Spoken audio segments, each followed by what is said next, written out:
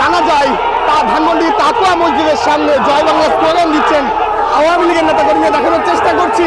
শেষ জীবনে আওয়ামী লীগে কোণঠাসা থাকা বর্ষিয়ান রাজনীতিবিদ তোফায়েল আহমেদ আর্নি বাংলাদেশের একজন আসলেই খুব রত্নগর্ভ ছিল।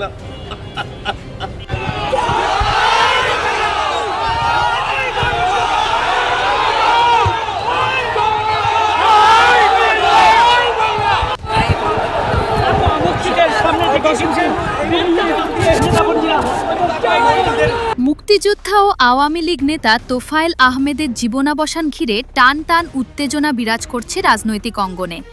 ৬৯-এর গণ অভ্যুত্থানে নেতৃত্বস্থানীয় ভূমিকা রেখে দেশজুড়ে পরিচিতি পাওয়া এই প্রবীণ রাজনীতিকের মৃত্যুতে শোক নেমে এসেছে তার অনুসারীদের মধ্যে।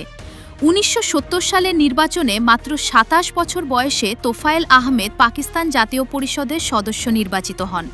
পরবর্তীতে তিনি ৯ বার সংসদ সদস্য নির্বাচিত হন এবং একাধিকবার মন্ত্রীর দায়িত্ব পালন করেন। আওয়ামী লীগের উপদেষ্টা মণ্ডলীর সদস্য হিসেবেও গুরুত্বপূর্ণ ভূমিকা পালন করেছেন তিনি। দীর্ঘদিন অসুস্থ থাকার পর আজ তার জীবনাবসান ঘটেছে। তবে তার মৃত্যু ঘিরে শুধু শোক নয়, তৈরি হয়েছে নতুন রাজনৈতিক উত্তেজনাও।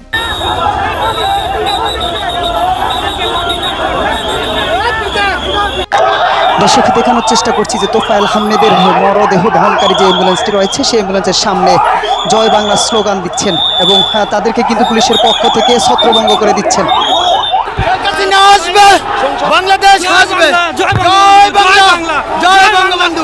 ধানমন্ডিতে জানাজা শেষে জয় বাংলা স্লোগানে মুখর হয়ে ওঠেন আওয়ামী লীগের নেতাকর্মীরা।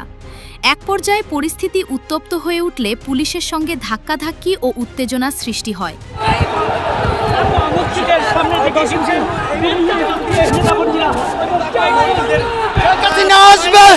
বাংলাদেশ আসবে, জয় বাংলা, জয় বঙ্গবন্ধু।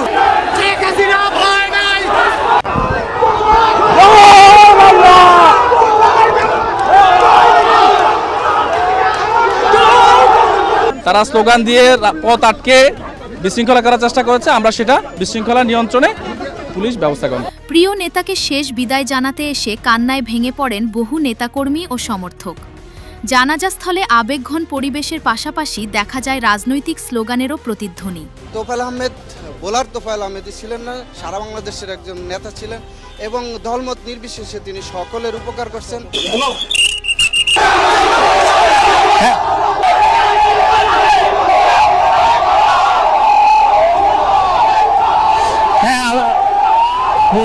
ওকে, প্যারা নাই, বলছি।